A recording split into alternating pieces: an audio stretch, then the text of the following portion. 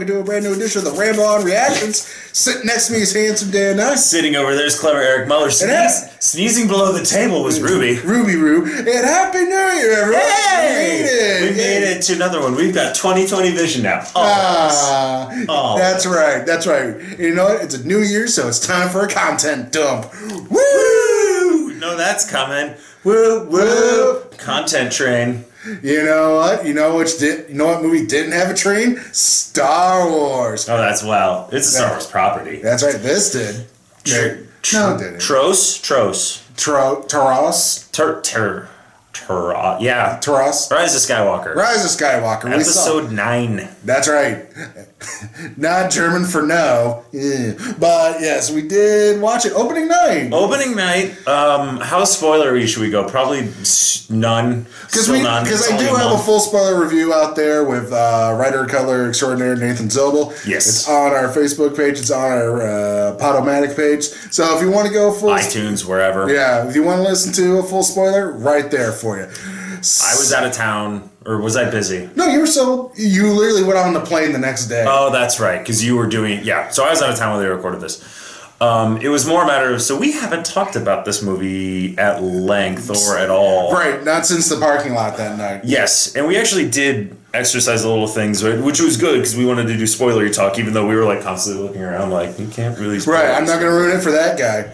Yes. But that guy. Yeah, screw him. So, this is the conclusion of the Skywalker Saga. Skywalker Saga, whatever you want to call it. It's the end. Finn, Poe, and Rey start off the movie in shenanigans. And then some more shenanigans. And then they get into more shenanigans, and Leia's there. Normally we do plot recaps, but unfortunately we can't do too much without getting spoilery. Mm-hmm. You know Palpatine's back. Kylo's there. What else can we say? There's Chewie. Chewie's around. There's fan service. There's fan service, all right. Oh boy, is there fan service. You like medals? Fan service. Fan service. Hey. You like lightsabers? Fan service. More fan service. Were you upset about The Last Jedi making you think and trying to take the story in interesting ways? Let's go positive. We got fan service. Positives. Before we get into that. Kylo Ren. Yes. Far and away the most interesting character of this trilogy. Mm-hmm. MVP of the series. Really, really, really gets... Out of these 3 movies, I think if you talk to anybody who knows a little bit or a lot about Star Wars, and you'd be like, pick a character who literally ran the gamut and is the most interesting far and away, it's Kylo. Yeah, absolutely. Me, all day long.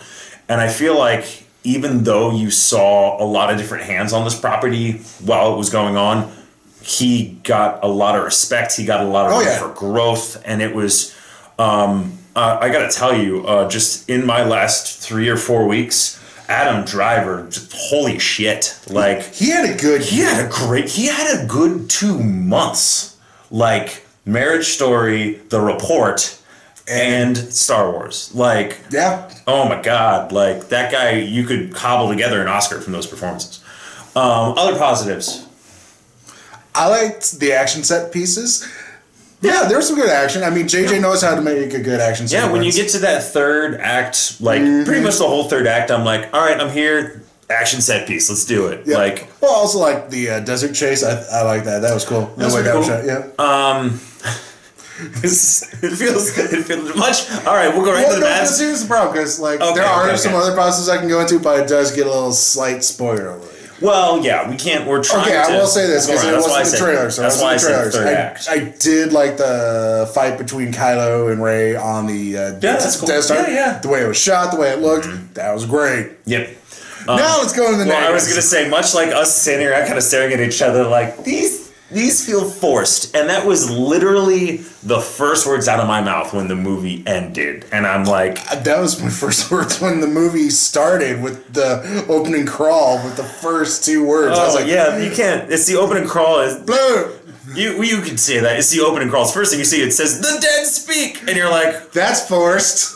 Yeah, it's. I mean, it was angry nerd speak. It was all in caps.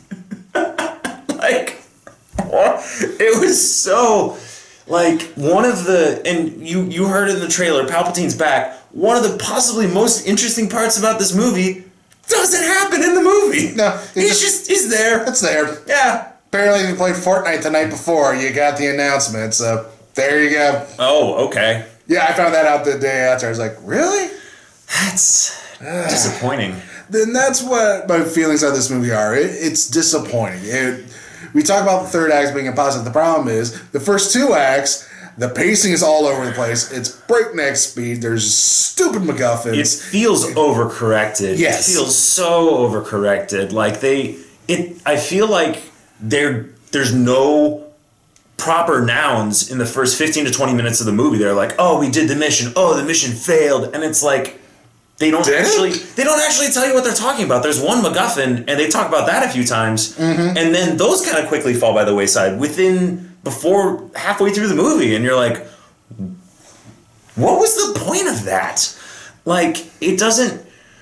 I feel like, in our age, having grown up with Star Wars, yeah. like, we had the first three, and that was such a seminal part of our childhood, and I feel like we've been lucky enough to know retroactively what movies stick around and have a good positive thing in this series and what don't.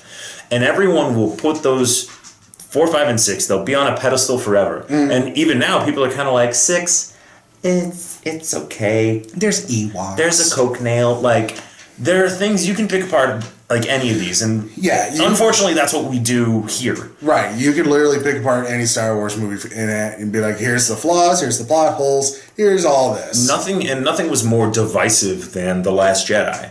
So it had you can't do what you did with The Force Awakens, which was a soft reboot, like doing a similar plot, kind of archetypal characters. See, I disagree. You could... The Force Awakens was the perfect setup for this new trilogy. Yes.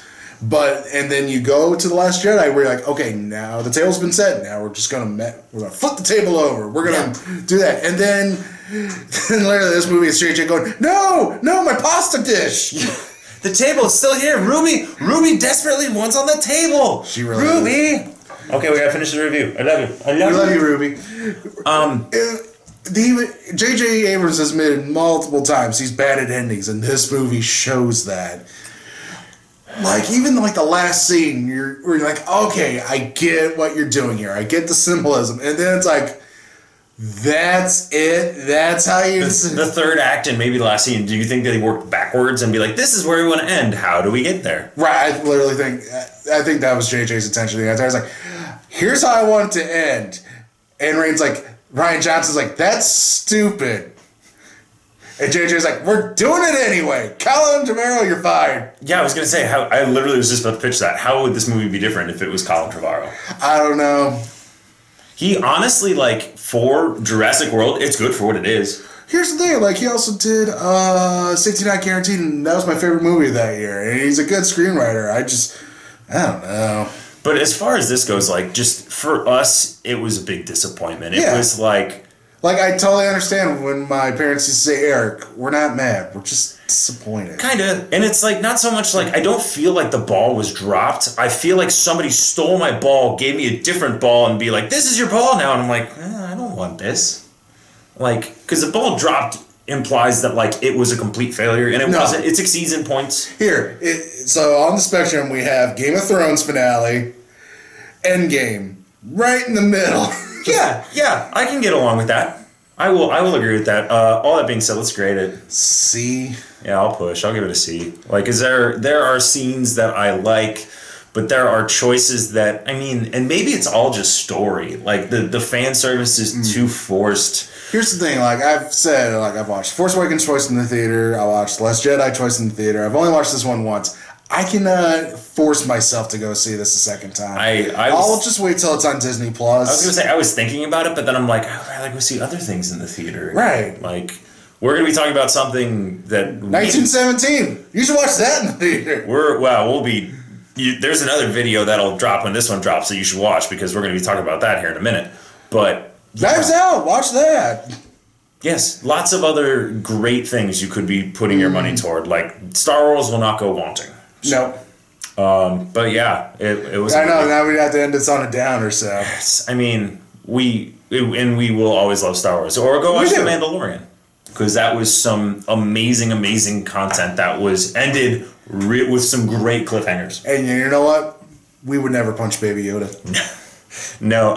Did you see that there's a mix of an hour long of that stormtrooper just punching Baby Yoda? Who wants that? Oh, the internet. What are you doing? What monster made that? So, who hurt you? Thank you. Like, comment, subscribe, share, do all those things. Ruby says the same stuff. I'll let her pop up real quick. Hi, Rubes. Yeah, hi. She's asking you to hit that subscribe button. It's right below her chin. That's right. So, it's right below your chin. She's pointing at it. Yeah, that's right. Or reversed. I can't. It's fine. Math is hard. All right. It's geometry. Which is part of math. Clever Eric Muller. Handsome Dan Nye. As always, ramble on. Hammy New Year.